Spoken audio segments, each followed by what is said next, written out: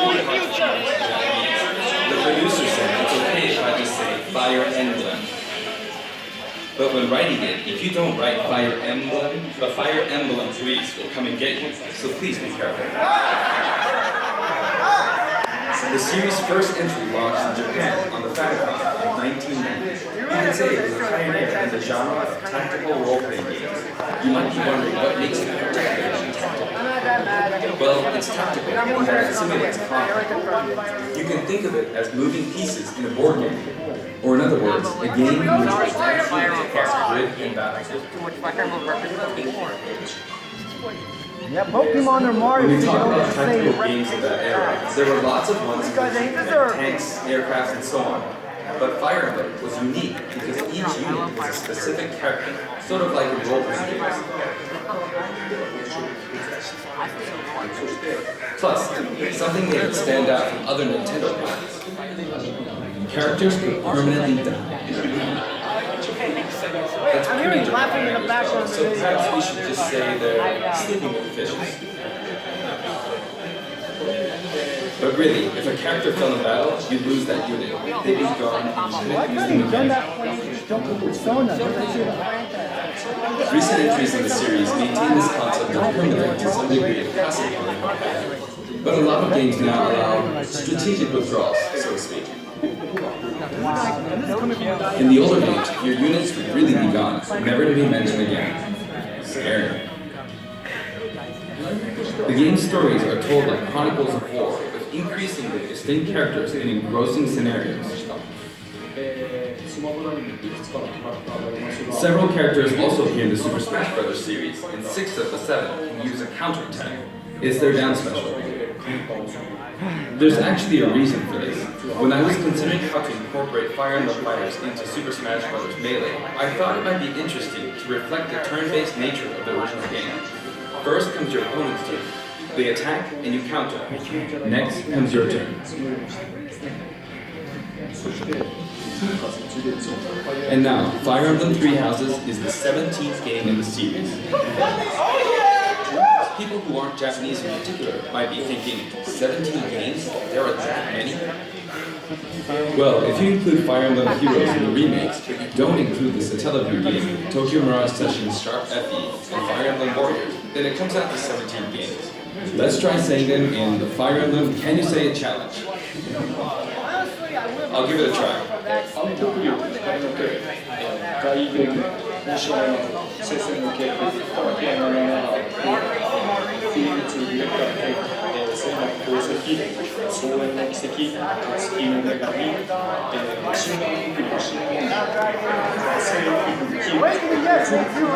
you go, 17. So you saw how I was counting the weird version. I was counting in binary. This is 0. Fold this here and you get 1, and then you get 2, and then 2 plus 1 equals 3. So this would be 4, 5, 6, 7, and 8. And then you get 16. Add 1 and you get 17. Awesome, isn't it? You can actually count up to 31 in one hand. And if you use both hands, you can count all the way up to 1,023. If you've given up counting the knots on tatami mat, you could always give it a go. What is Fire Emblem Three Houses? In Japanese, the male version of the main character is called Byleth, and the female version is called Byleth, but in English they share the same name, Byleth. Byleth becomes a professor who ends up leading one of 3 academic houses. Once you've chosen a house, you guide them through their school life, and, well, you end up fighting the other houses. After a certain incident, 5 years pass, and you meet up with your grown-up students to battle against the other houses in their regions. It's a very sad game in which your former allies become enemies, turn hostile, and try to kill you. To understand the concept of Fire Emblem Three Houses, I played an early version of the game before its release. I've done the same thing before, with The Legend of Zelda Breath of the Wild, for example.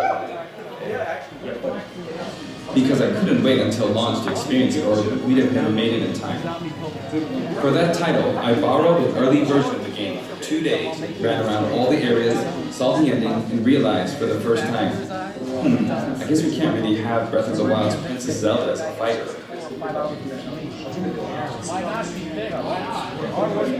I did the same this time, but with there being 3 houses and multiple endings, it was really hard to get a feel for it. And of course, there weren't any walkthroughs I could reference.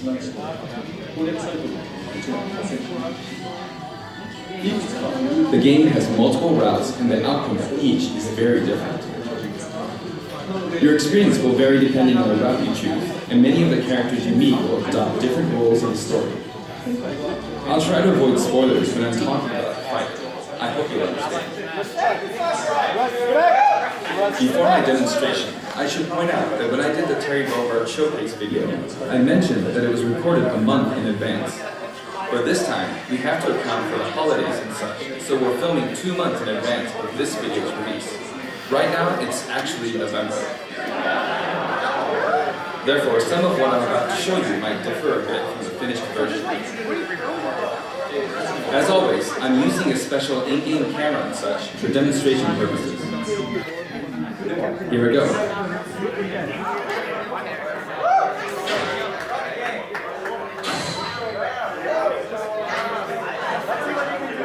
So this is our new fighter, Byleth. Sadly, they're lacking in mobility. It's maybe a bit better than Robin's, but that's about all you can say for them. Throws are not their strong point either. Their grab lacks range. But actually, you can say that they're distance demon. The hero's relic they use changes depending on the direction you input with the stick. Each of the hero's relics is a weapon that appears in Fire Emblem 3 houses. They look like bones, and there's a reason for that. First, let's talk about the weapon Byleth uses for upward inputs, the Sword of the Creator. The Sword of the Creator here is Byleth's default weapon. They use it for flurry attacks and tilt attacks, such as down tilt attacks, where it takes the form of a whip. They also use the sword for dash attacks and other moves. For their up smash attack, they'll whip the sword upward to launch enemies in the air. For their up air attack, they'll wave the whip sword overhead. The hit detection for this attack lasts for a relatively long time. The up special move is really something. The sword extends like this, allowing you to do things like this. It was pretty terrifying, while I knocked him into the air with an attack. And in addition,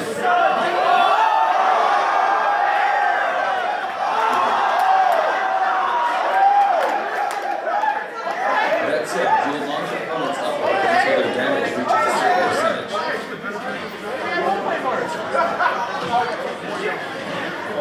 Exceed that percentage, and you'll need to be careful. You may find it helpful to mitigate that. I've already shown this, but you can also use it to latch onto edges. So that's the up special. Now, for the sideways inputs. This is Garreg Mach, the same name as the weapon from Celtic mythology. First, we'll go through the forward and back air attacks. As you can see, they have a long reach, like so. Marth's air attack keeps opponents in check too, right? If Byleth does the same thing, you win out, so you should be able to beat it. Next, the side smash attack. This also has a long range. It'll connect even from here.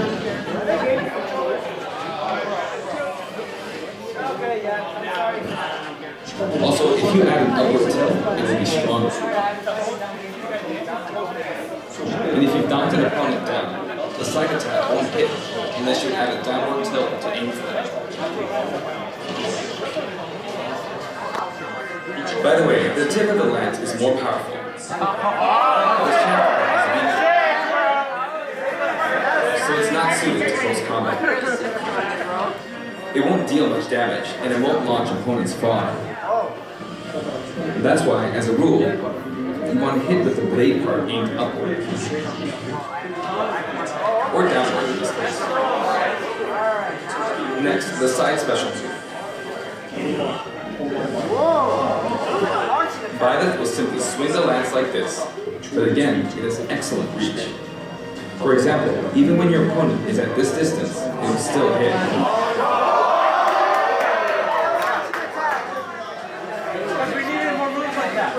Actually, you can do a smash attack to charge forward, like this.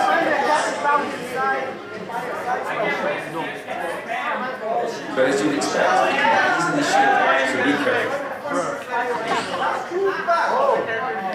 Use it in midair and you'll carve up a large area.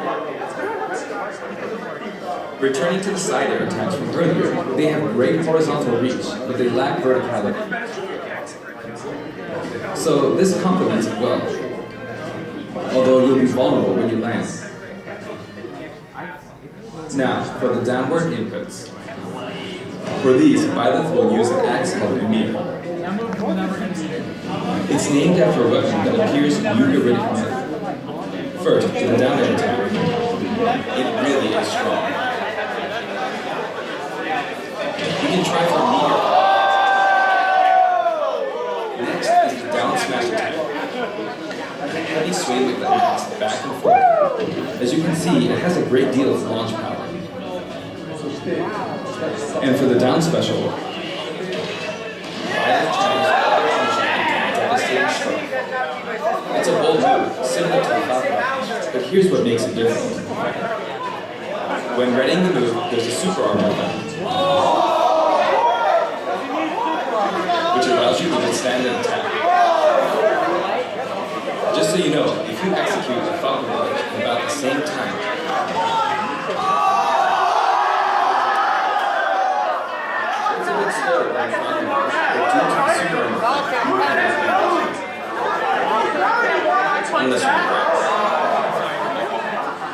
Another notable aspect is that it lets you pass through platforms. While you're charging up, you can breeze past platforms like this to reach a lower area.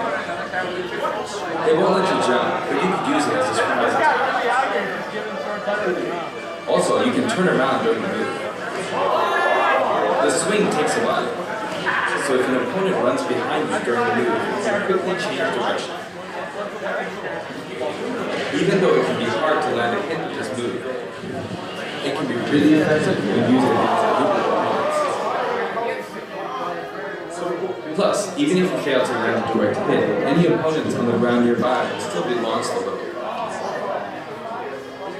It's as if the quaking of the ground launches them.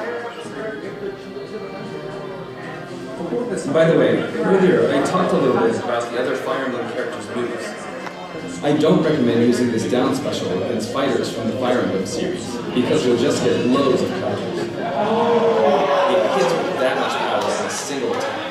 Counters can actually multiply the power of blocked attacks, and using easily anticipated attacks like this can just get you hit by counter after counter. Next, we have the neutral moves. The bow you use is called Byleth, which shares its name with the bow from the Knights of the Round Table. It only appears in a few neutral moves. You've got the neutral air attack. This attack is similar to a move of hits and other fighters like it. It lets you spin the weapon around. It's also easy to create certain combos with it. And with the neutral special, you'll let loose an arrow. It seems pretty straightforward, right? But there are a few noteworthy aspects to this bow. First, the biggest difference between this bow and Link's is that once you enter the command, you can keep charging until it's ready. You can't release it partway through the charge, so when it does fire, the arrow travels at high speed. It's also very powerful. That said, you can still cancel out of the stance using the shield button. You can also change direction while in the stance. It works up until this point, but if you keep holding the button, you'll unleash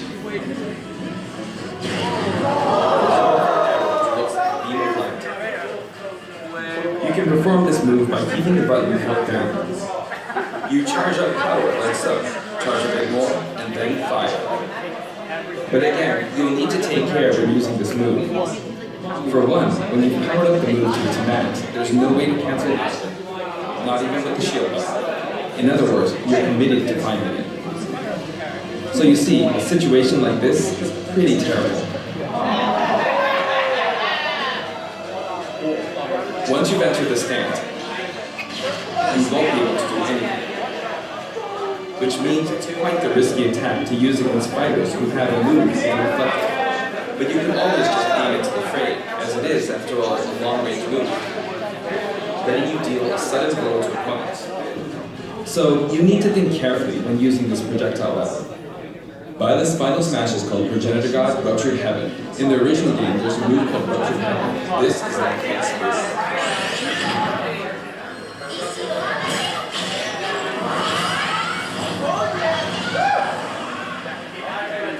As you can see, you team up with the mysterious Sylphus and launch an attack together.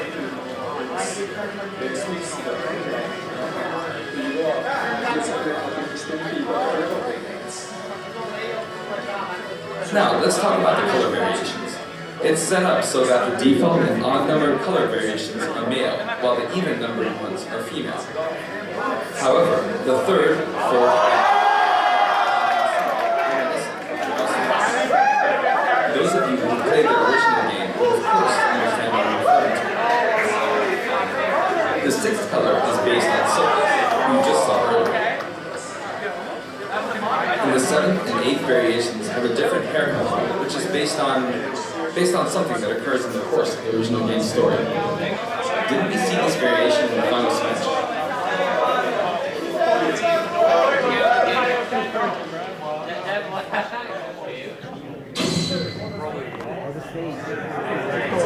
Next, I'll introduce the stage. For this one, we of course tried to recreate the place where you spent most of the game, Garreg Mach Monastery. This is how Garreg Mach Monastery is laid out in the original game. From these, we chose to have it cycle through the marketplace, reception hall, bridge, and cathedral, all in one stage. It's a type of stage that rotates through different areas, such as these four. Let me introduce each of the guests that appear in these four areas. The first area is the marketplace. I think this is where a lot of people come to do their shopping. The guests that appear here are students of the Blue Lion's house, Dimitri, Dedu, and Ingrid. Not Dimitri, Dudu, or Ingrid. Their names are a bit difficult to say. They're largely from the Holy Kingdom of Arts. Since it's a kingdom, that means they have a monarchy. For that reason, I guess you could say Dimitri is the future king. He had quite a difficult life and may or may not end up with just one eye. He's an unfortunate one, that one. There are vendors on either side. In the original game, these are important booths where you buy all sorts of things, but here you can break them, you see. If you do break them, the stage will expand to the left and right. I wonder where people will buy their supplies now. And in the background,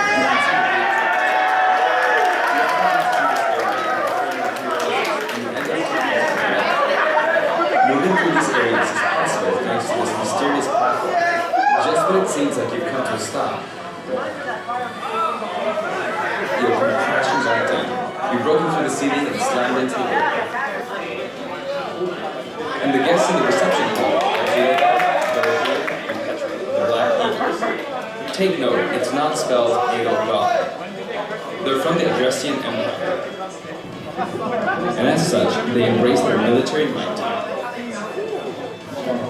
Edelgard is one of the characters who is central to the conflict. Depending on the path you take, she'll go through some terrible ordeals. You'll notice there are prominent chandeliers above the stage. It's possible to knock them down. However, Byleth can't actually reach it, even though it's their stage. You can reach it with other fighters. So, it's nice if you can work your way up there by getting lucky and being launched up, or perhaps by using another fighter as a stepping stone. There we go, I made it. And you can knock it down. Also, you can break this table, like so. Just like the sign that reads Fooding Cousin in the Suzuki Castle stage, it can break if you launch the opponent into it at close range. Next up, the bridge. The camera rotates 90 degrees, creating this long area. It's very wide indeed.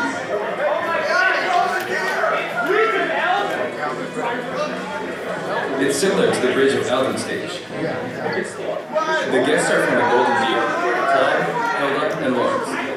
They belong to the Leicester Alliance.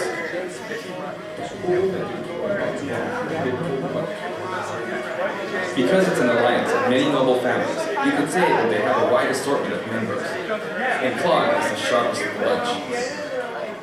Incidentally, both Claude and Hilda are the names of characters that appear in Genealogy of the Holy War, the fourth title in the Fire Emblem series. I guess once you've reached the 17th game and are creating 40 characters for each new entry, you're about to get a bit of naming. The naming process must be tough. Hey, it looks like the Pegasus Knight is busy training. As for the bridge's design, it's just a long pathway, plain and simple. You can expect plenty of blows to be exchanged at the edges of the screen. You could also say it's a place where the fail knot really shines, and in this sense, I think it suits the Golden Deer perfectly.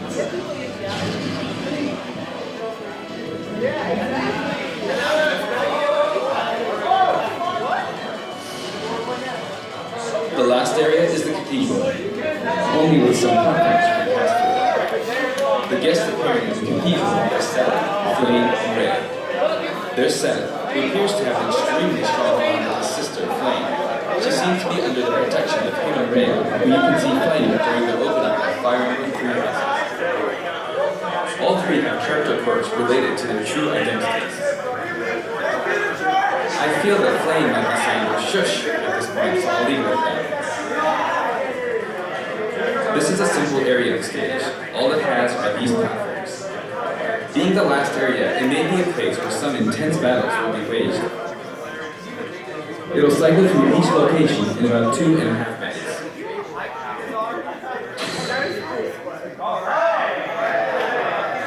Okay, today we'll have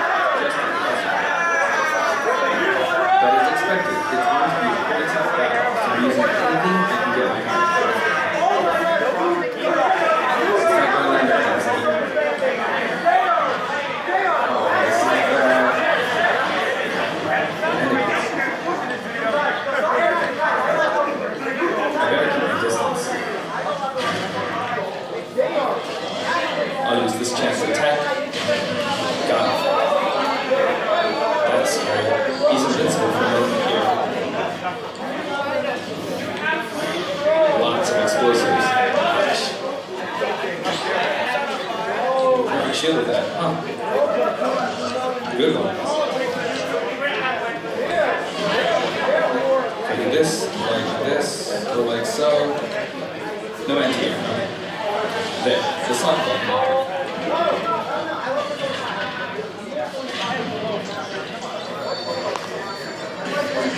Good, there's Mom. You're in a good spot, Mom. I shouldn't have taken that. Gardevoir. Well, I guess no one uses projectiles. At this point, it doesn't matter if Gardevoir is there or not.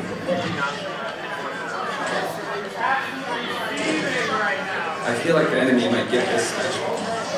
See? I mustn't give up.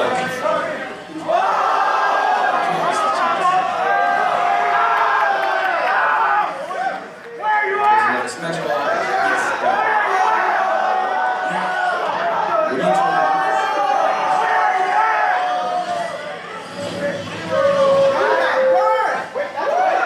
There's still more. Oh, you can take that. But it's fine. Although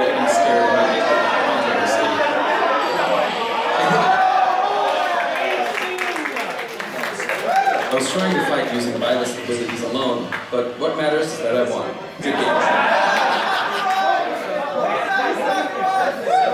It can be fun to play like this, especially in tag team, so I think it's a good idea to try imposing different types of challenges on yourself. The end.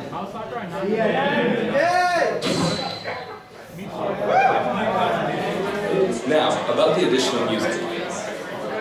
Since it's from the Fire Emblem series, we'll be adding each of the new tracks to all the Fire Emblem stages. There are already a lot of Fire Emblem tracks in the game. Our selection this time has been made taking those existing tracks into consideration. 11 songs are being added. This includes an arrangement of the main theme in both Japanese and English. I hope you'll enjoy these as well. We're also adding in a new spirit. It includes the house themes among some of the other cover characters. We definitely play that game mode. So this is Legend Class. Also, there's a new classic mode map, a Heroic Legacy, which is designed to let you enjoy classic Fire Emblem stages from throughout the series' history. The final battle is against Master Hand and Crazy Hand, but you'll find that something pretty amusing happens, so look forward to that. Now for the Mii Fighter costumes. Please take a look.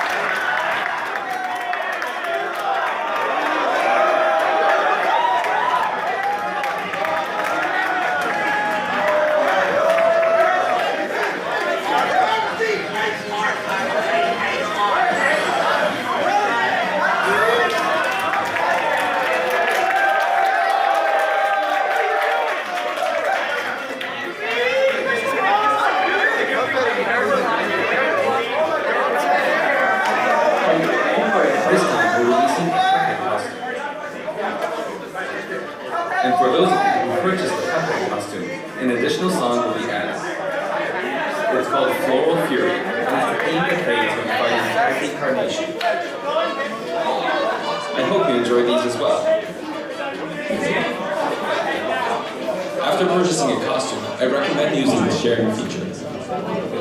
If someone has created a Mii Fighter, you can play using the costume it's wearing immediately after you play. And now, onto the amiibo. The color palette for Dark Samus is pretty good as well. Dark Samus and Richter are planned to release on Friday, January 17th.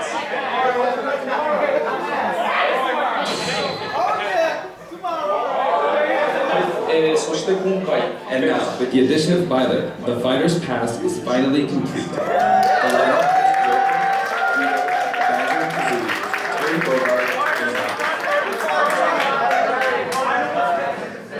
is from more than 70 fighters, only 5 have been added. But I must say, this game has always been an exceptional experience. And since the roster was already so large to begin with, right from the start, we intended to make the most out of the gameplay mechanics and software. There really were a lot of new mechanics, weren't there? When we add a new fighter, we don't simply make their attacks or their movements a little different. Instead, we try to offer you a whole new style of play.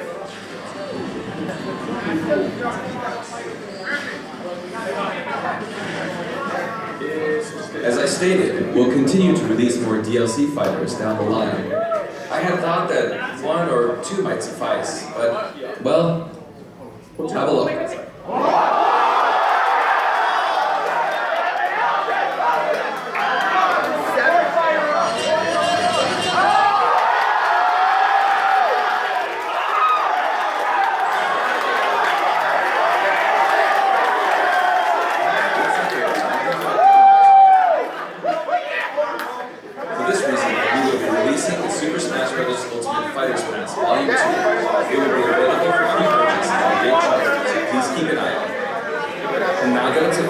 We intend to move ahead with development.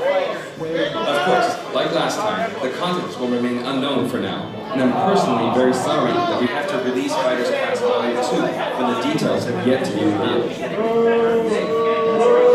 Like last time, I'd be very grateful if, despite that, you would understand why and purchase it. Furthermore, the new editions have already been decided. Even if I receive many requests regarding potential candidates on Twitter, I'm afraid it would be very hard to consider. But I still hope you'll look forward to it. We're also including a bonus with Fighters Pass Volume 2. Last time, it was a Rex costume, but this time, here's what we have.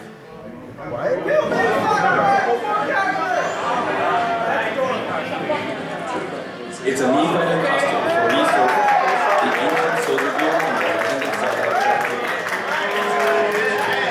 This will not be for sale individually, so it can only be acquired as part of Fighters Pass Volume 2.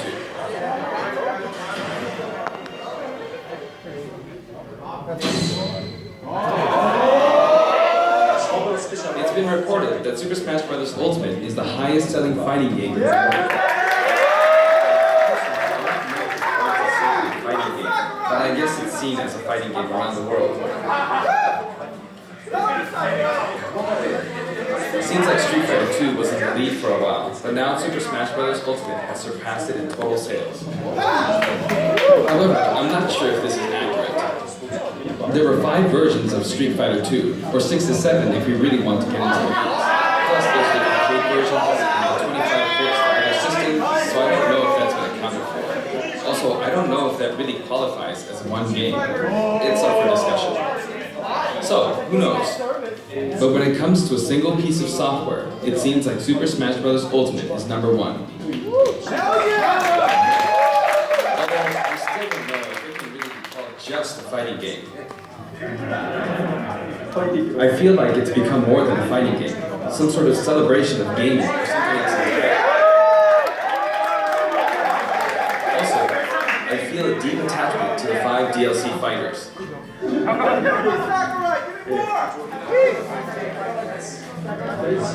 The first Fighters Pass just wrapped up, but it was decided that there would be more DLC, which means no breaks for me. I plan to keep working, so I hope you can continue to support. That's it. Thank you.